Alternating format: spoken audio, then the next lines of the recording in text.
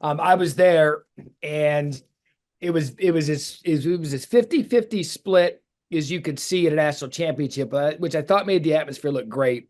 I should also apologize for my background. It looks like I'm being held hostage. I am not. I am actually at the offices here at TGL. Flew right down for TGL tonight.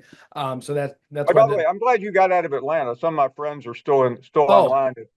I was hour and 45 minutes. I ran to my gate as they were boarding group 6 and Oh almost my didn't make goodness. my flight down here to West Palm Beach. But as for last night, I had gotten some heat for this during the pregame show yesterday because our friends at ESPN social media put it out there. I had said, Paul, I said that Ohio State largely has Michigan to thank for being in the national championship game. And people flew off the handle. Well, what the hell does that mean? Why this? I said, well, look, if they don't have that poor of a performance against Michigan, they don't have the wake up call to become the best team in the country 2 weeks later against Tennessee. I genuinely believe they could have coasted into that. I'm not saying they would have lost to Tennessee, but Paul, that Michigan loss put the foundation for this 4-game title run. I firmly believe that because that was rock bottom for them and they had to figure it out quick, and they did. Matt, I'm going to be the arbiter. You are 100% correct, and everyone else is 100% wrong. And here's why. Uh, had they won that game, however sloppy it may have been, they then go to the Big Ten championship game. So they have another game they play against Oregon. I mean, I think they may win it, but there's nothing to gain from it. And they would not. They may have laid the egg somewhere else. Sitting there waiting for maybe Notre Dame, maybe somebody else. And I think the fact that they got to sit there and stew, and it forced Ryan Day to do something he admitted all weekend, and you know it, that they had to. They admitted they were wrong. Yeah. They took a good long look at themselves, and they came back. And cliches overboard here, but it was the best thing that happened to them. And quite frankly, Ryan Day and the Buckeye Nation need to personally call Sharon Moore and the University of Michigan and thank them and maybe even let them hold the trophy, because I don't think Michigan will ever hold the national championship trophy again.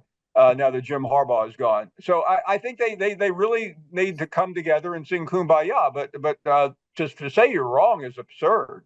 There's no way this would have happened.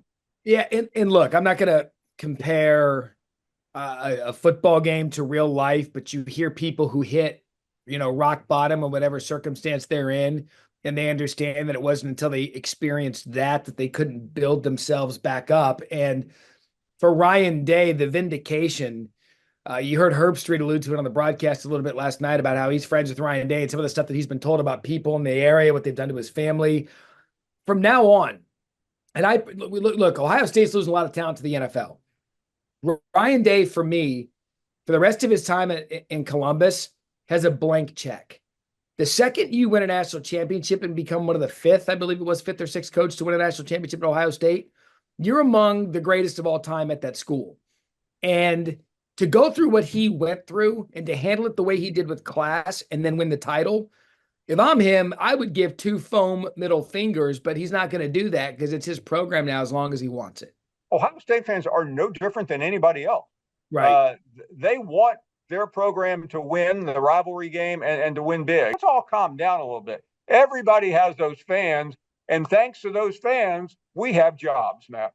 Yeah, if fan is short for fanatic, and that you can use fanatic however you like. We've seen the fanatic, and and we've said it countless times, it's what makes college football great.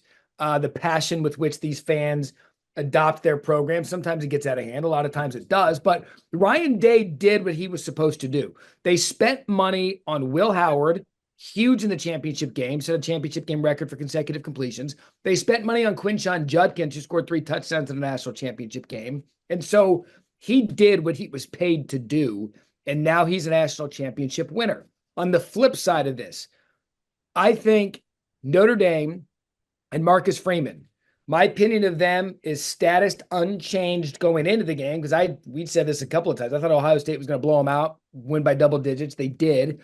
But Marcus Freeman has unlocked the keys to Notre Dame, and I think you're just starting to see the beginning of the resurgence of Notre Dame being an annual playoff contender. Yeah, I mean, in some ways, Notre Dame was really the biggest winner of the playoff. I know they didn't win, but they are now considered among the very elite in college football. And it's been a while since Yeah. that's the case, and I think he's also become one of the faces of the sport.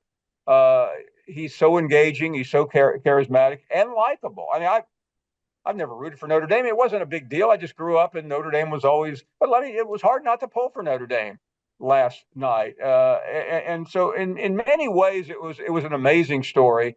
And I think players are for the first time in generations are now looking at the TV, going, I think I may give Notre Dame a shot, as opposed to why would I want to go up there and play in the cold?